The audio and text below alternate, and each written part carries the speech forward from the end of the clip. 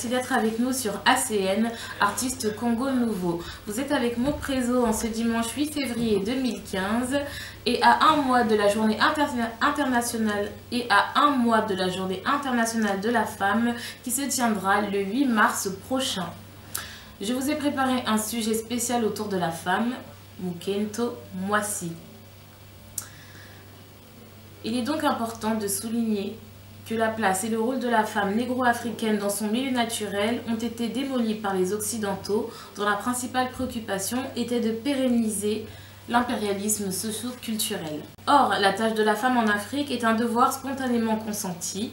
Qui plus est, la condition féminine de la femme négro-africaine est loin d'être dégradante, puisque la société a toujours placé la femme sur un piédestal. Par ailleurs, la succession au trône dans les royaumes ancestraux s'effectuait en fonction de la lignée matrilinéaire.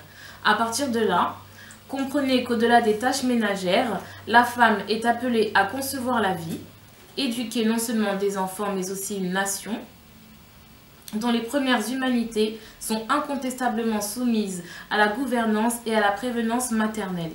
De toutes ces notions découle celle de la complémentarité entre l'homme et la femme. Dans la société traditionnelle bantoue, la famille est un lieu de production et de reproduction où s'entremêlent culture et tradition. La famille désignant un groupe d'individus se réclamant descendre d'un même ancêtre. Grâce à la colonisation, le concept de cellule familiale en Afrique a radicalement volé en éclats.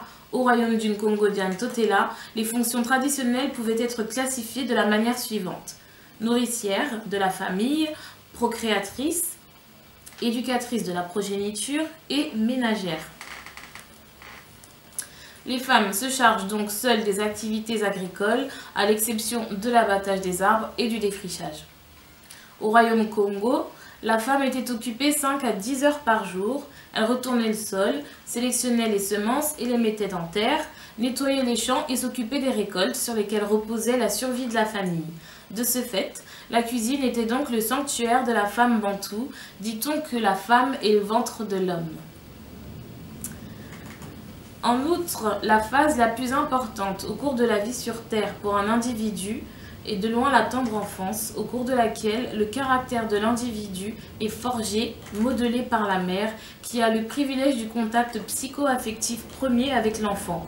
La chaleur communicative au moment de l'allaitement, l'affection et la tendresse que la mère donne à son enfant sont un gage de caractère fort. N'oublions pas que l'éducation dans la tradition bantoue est un élément essentiel de l'éclosion et de la prospérité sociale. Patrimoine socioculturel, technique et politique se transmettait d'une génération à une autre par le biais de l'éducation.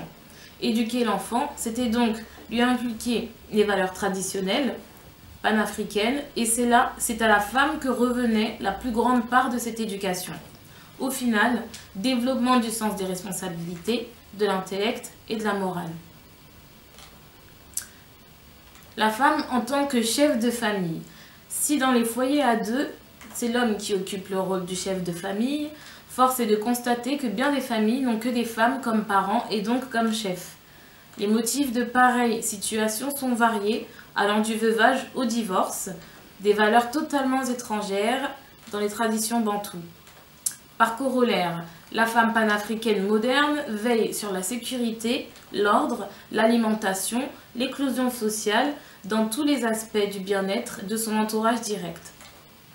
Dans les foyers à deux, ce rôle s'opère souvent de façon insidieuse, où derrière son époux, elle tient les commandes et tire les ficelles. C'est dans ce cadre, et uniquement celui-ci, que l'adage selon lequel derrière tout grand homme se cache une grande femme prend tout son sens. Le rôle de la femme et son impact économique.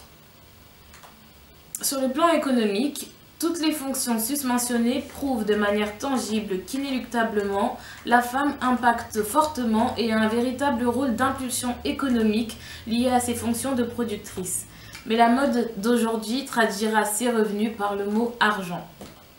Voici donc une espèce de synergie sur la place qu'occupait la femme dans nos traditions ancestrales, notamment dans le royaume du Congo-Diane-Totela. En prélude, encore une fois, à la journée du 8 mars du mois prochain, où je vous préparais un sujet et une analyse beaucoup plus poussée.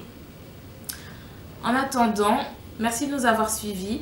Excellente soirée à vous et à très vite. C'était Mopresso.